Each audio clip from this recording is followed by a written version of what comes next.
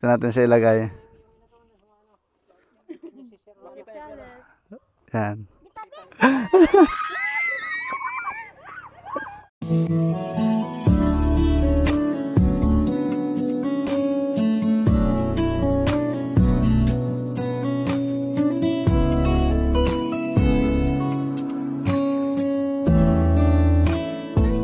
Ito, halika din, ikaw din. Galingan mo ha, galingan mo. Wala ka sisa, no? Yan. Ito yung 500 daw. Huwag kayong tuturo mga bata. Disqualified ang bata, ha? Oo, tidak. Yan na. Wait lang. Ito natin siya ilagay.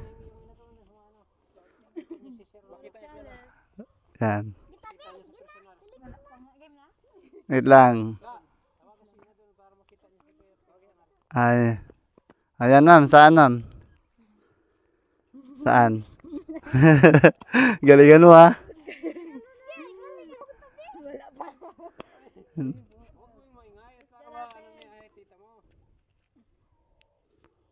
Oh, gagi, galing. Labulot niya 500.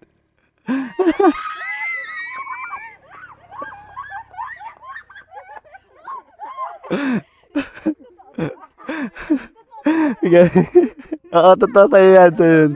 Ayan na. Ito, nabunot niya yung 500. Ayan na. Congrats. Kagaling mo naman. Tinuruan yata ng mga bata. Akin na yun, akin na yun. Yung sobre.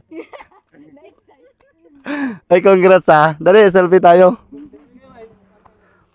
Dumaan lang ako dito, tapos nabunot mo pa, no? Kaswerte, ah. Ayan, may pang ano ka na? May pang? May panghanda na po. Abo. Birthday ng aking ina. Aray, sige. Congrats. Ayun. Sayang si mama, naghinayang, oh. So, yun mga box. Si ma'am. Anong pangalan mo, ma'am? Rochelle po. Rochelle siya yung... Anong lugar to? Banban. Sitio Banban Nicolas. So, siya yung pangalawang nakabunot ng 500. Yung una yung student ng Manoot. And then siya ngayon. Congrats.